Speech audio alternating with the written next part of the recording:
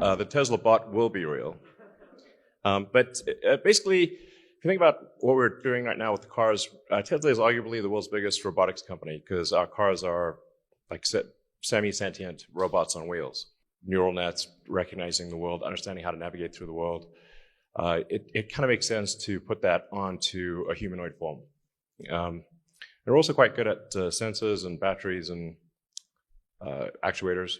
So we think we'll probably have a prototype sometime next year that basically looks like this. And it's intended to be friendly, of course, and navigate through a world built for humans and eliminate dangerous, repetitive, and boring tasks. We're setting it such that it is at a mechanical level, at a physical level, you can run away from it. And most likely overpower it. So hopefully that doesn't ever happen, but you never know. It's around 5'8". Has sort of a screen where the head is for useful information, but it's otherwise basically got the autopilot system in it. So it's got cameras, got 8 cameras, and yeah. What we want to show today is that Tesla is much more than an electric car company, that we have deep AI activity in hardware, on the inference level, on the training level, and basically, I think we're arguably the leaders in real-world AI as it applies to the real world. And those of you who have seen the full self-driving beta, I can appreciate the rate at which the Tesla neural net is learning to drive. So here I'm showing the video of the raw inputs that come into the stack, and then the neural network processes that into the vector space. And you are seeing parts of that vector space rendered in the instrument cluster on the car. Now, what I find kind of fascinating about this is that we are effectively building a synthetic animal from the ground up. So the car can be thought of as an animal. It moves around, it senses the environment, and acts autonomously and intelligently.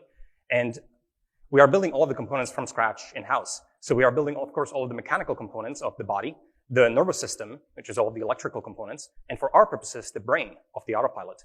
And specifically for this section, the synthetic visual cortex. We are processing just individual image, and we're making a large number of predictions about these images. So for example, here you can see predictions of the stop signs, the stop lines, the lines, the edges, the cars, the traffic lights, the curbs here, whether or not the car is parked, all of the static objects like trash cans, cones, and so on, and everything here is coming out of the net, here in this case, out of the Hydra net. So that was all fine and great, but as we worked towards FSD, we quickly found that this is not enough. So where this first started to break was when we started to work on Smart Summon. Here I am showing some of the predictions of only the curb detection task, and I'm showing it now for every one of the cameras. So we'd like to wind our way around the parking lot to find the person who is summoning the car. Now the problem is that you can't just directly drive on image space predictions. You actually need to cast them out and form some kind of a vector space around you. So we attempted to do this using C++ and developed what we call the occupancy tracker at the time. So here we see that the curb detections from the images are being stitched up across camera scenes, camera boundaries, and over time. Now, there were two major problems, I would say, with the setup. Number one, we very quickly discovered that tuning the occupancy tracker and all of its hyperparameters was extremely complicated. You don't want to do this explicitly by hand in C++. You want this to be inside a neural network and train that end to end.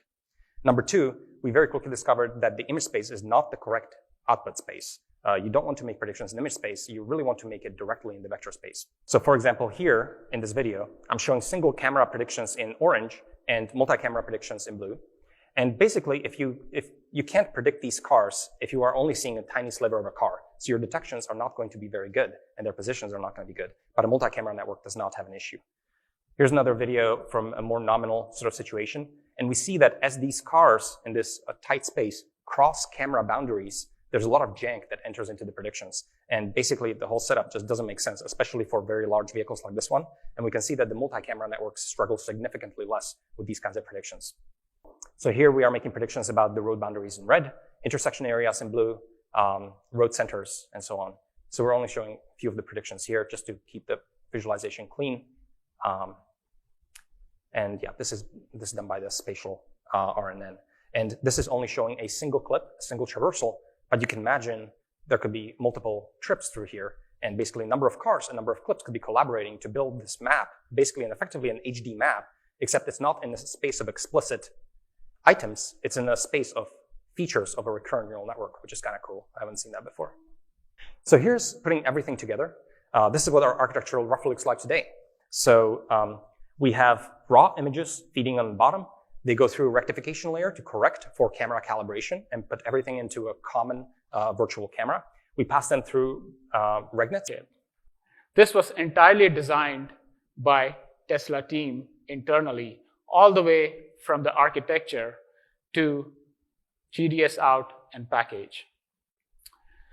This chip is like a GPU level compute with a CPU level flexibility and twice the network chip level I/O bandwidth. But we didn't stop here. We integrated the entire electrical, thermal, and mechanical pieces out here to form our training tile fully integrated, interfacing with a 52-volt DC input. It's unprecedented. This is an amazing piece of engineering. Our compute plane is completely orthogonal to power supply and cooling. That makes high bandwidth compute planes possible.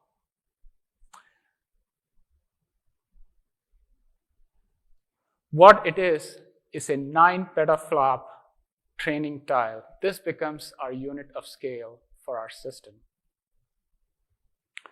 And this is real.